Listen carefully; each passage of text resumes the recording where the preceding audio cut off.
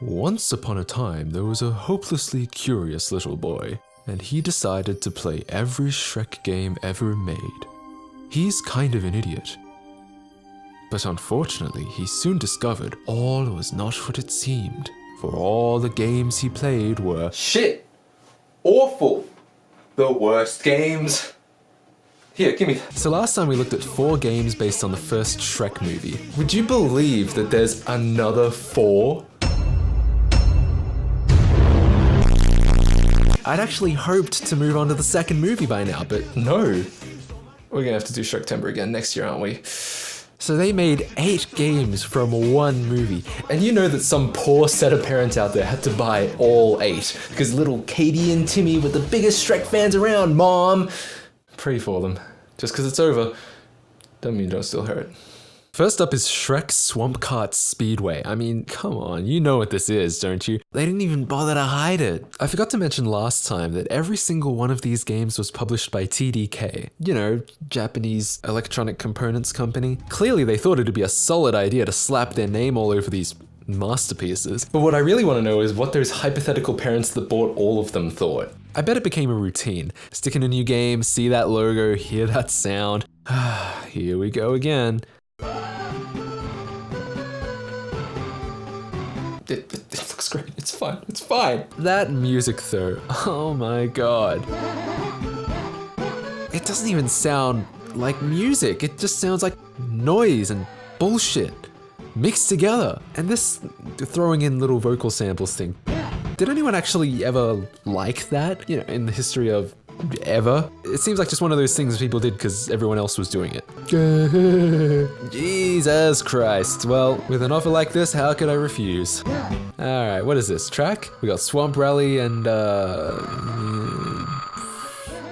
Swamp Rally. And I'm guessing we can only pick this one. Yeah, great menu design, guys. Just top notch. Who even made this shit? Oh yeah, soundtrack, because that's what we're all interested in. No one seems to know. It doesn't even have a Wikipedia page. What, the fan base isn't millions and counting? The community's not big on this one? Oh, well, the speedruns, of course.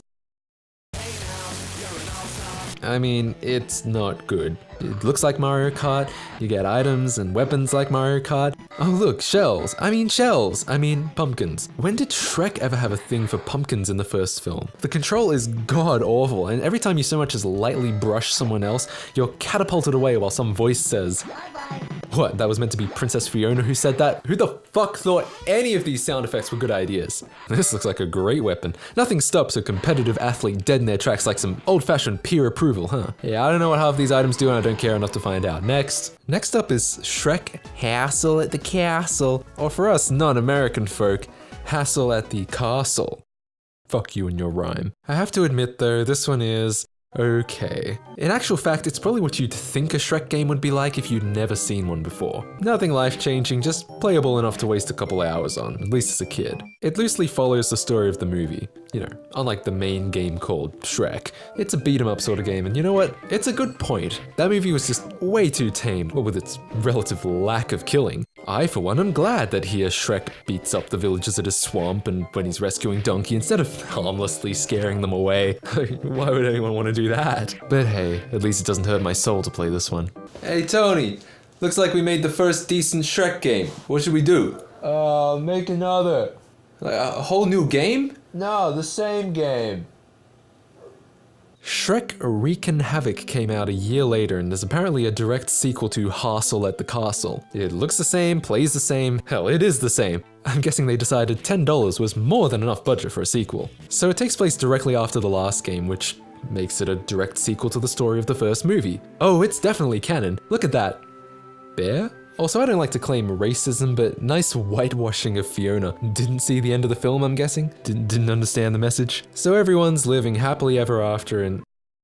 The ghost of Lord Farquaad? Oh, it's definitely canon. So, the ghost of Lord Farquaad literally returns from the grave to take revenge on...